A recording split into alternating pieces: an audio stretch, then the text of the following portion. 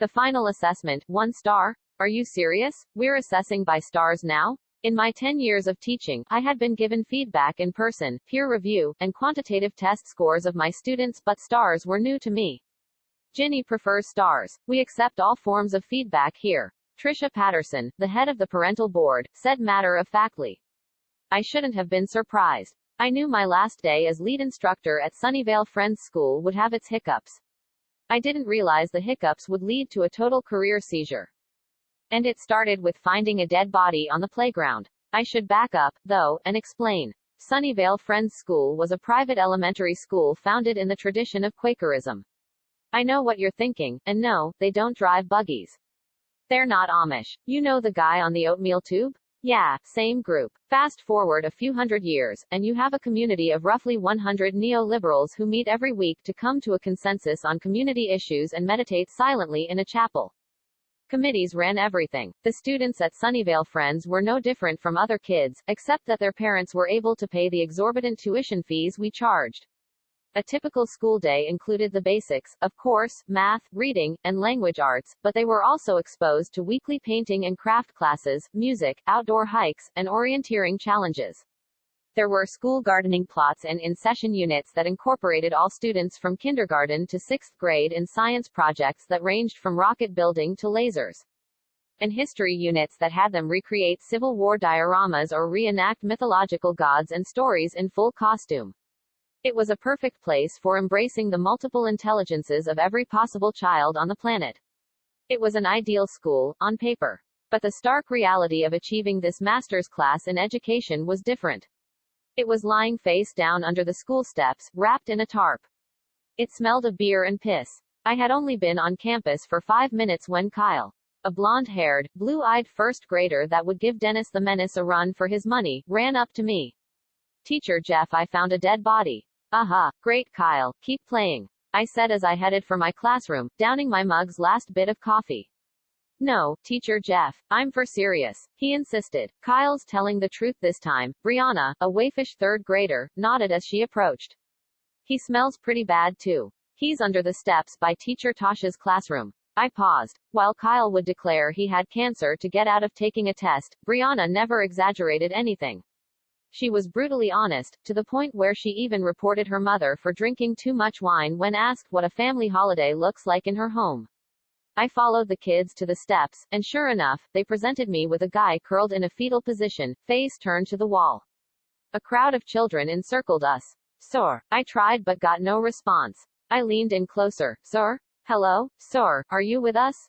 Kyle jammed a stick into his back. He lurched and cursed, and the rest of us jumped back, screaming. What the hell? He spat. The kids ran in all directions hollering, zombie, as I helped the fellow up, slipped him $5, and asked him to leave the property immediately. There are quite a few concerns about how you handle campus supervision of the students. Trisha brought my attention back to the present. She had a scowl on her face. Well, I think hiring, campus security might address that. I offered. But I knew her response before she uttered it. We just don't have the budget for that, and this is one of your action items. She tapped her pencil on a long list she'd prepared for our meeting.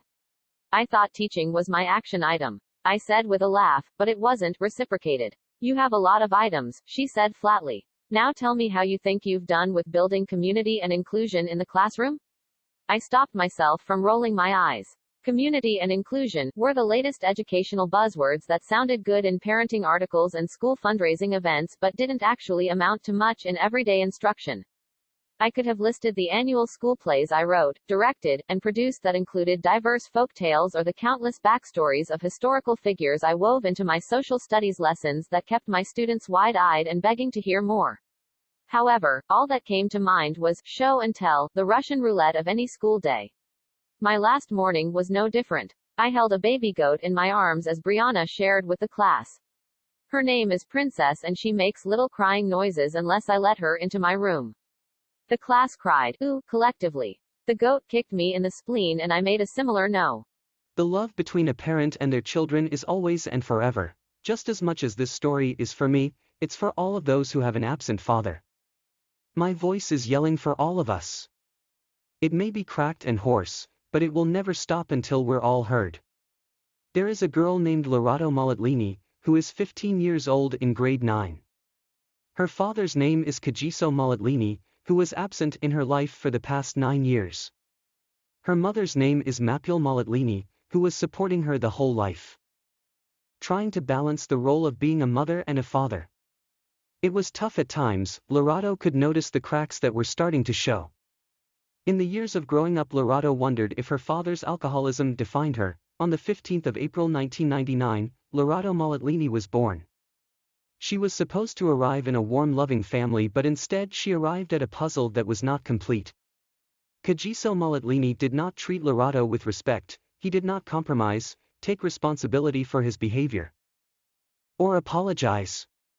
He was always drunk, slept around 2 a.m., without putting her daughter his priority. Most simply, exposure to alcohol on a regular basis seemed to increase on Lorato's risk for future alcohol abuse.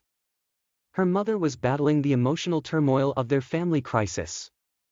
Depression and other physiological difficulties experienced by Kagiso in the throes of alcoholism also increased the likelihood of Lorato experiencing problems with substance later in her life. When a parent is under the influence of alcohol, it can result in uninhibited behavior that might include verbal bereavement and even physical harassment, all of which can negatively impact a child's self-esteem, self-worth, and overall well-being. Lorato couldn't concentrate easily at school. She grew up with a fear of all angry people. Her marks were below 50%. She thought that she could fix her father. She had a friend called Boitamelo Mogali who betrayed her. She told her a secret on how she was feeling about her absent father. Boitamelo did not keep a secret. She wandered everywhere at school, spilling all Lorato's secrets. Boitamelo was hard to trust. Unhealthy friendships are threatened when one person grows or changes. Having a parent with alcoholism can be endless disappointment. But even in your father's darkest moments, he is still your hero. You still love him for who he is. You know it's not really him, it's the alcohol, and you're hopeful, the horrors will all end soon. That hopeful ending is what keeps you going. Even when the process is confusing, distracting, and sad. And that, together with the faint memories of Kagiso's sober days, is what she had based her hope for a part life on. Kagiso decided to leave since Mapul's mother discovered that he was abusing her child. However, a pot of gold had fallen on Lorato's lap when she discovered that fatherless kids have a higher risk of negative outcomes, including poverty and behavioral problems. The emotional impact of an absentee dad can be long-lasting and has the potential to interfere with healthy relationships in adulthood. Growing up without a father could permanently alter the structure of the brain and produce children who are more aggressive and angrier, scientists have warned. Children brought up only by a single mother have a higher risk of developing deviant behavior, including drug abuse, new research suggests. In the years of growing up with and without a father who drank and wondering if alcoholism defined him, Lorato learned a few things, often the hard way. She did not compare her life to others by proving people wrong who thought that she will be like her father. Constant comparison is not just a thief of joy. It also limits what we think our capabilities are as an evolving person. You are constantly wondering why your home life is not like others, something you should not have to focus on a kid. Lorato is a bigger person. It is easy to set your default emotions to being bitter when life feels unfair, but life is not about what is fair. You might feel like you are being duped because the person you care about is not doing what is obviously right, but getting worked up about these choices will not affect the other person. It only affects you. Lorato began praying like never before. She was always praying for her parents to get back together, but unfortunately it did not work. She looked into the mirror and said, "Girl, take a deep breath and remember to be kind. Hate never wins, so love them through their troubles. Hopefully, they will come around on their own." That is how alcohol recovery works.